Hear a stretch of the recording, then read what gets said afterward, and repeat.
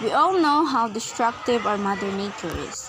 There are several deadliest national disasters on Earth, and one of these is the earthquake. But what is an earthquake?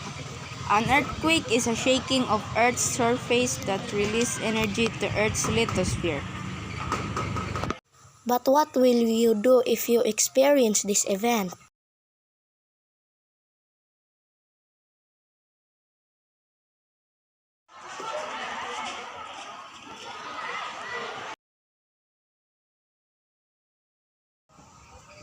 Identify the places where to stay when the shaking starts. Set aside the items that could fall and causes injuries. Practice the duck, cover, and hold.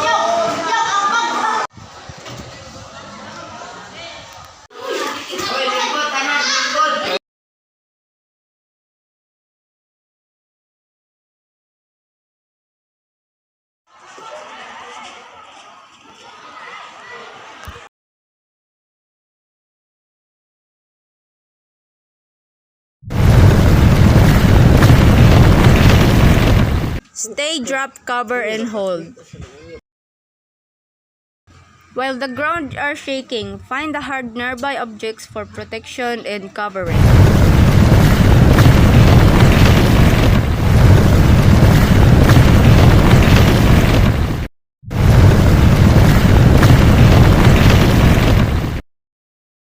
Panic and chaos are the biggest enemy during this event, so keep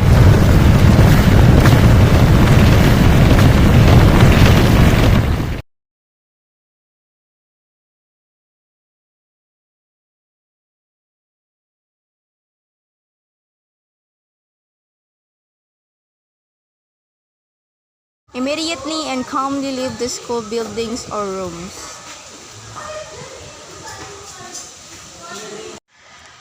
Proceed to the planned evacuation area or look for an open space. Be prepared to duck, cover, and hold on aftershocks. Earthquake drills are also an important part of our plan because it teaches even individuals on how we respond to the complication of an actual earthquake.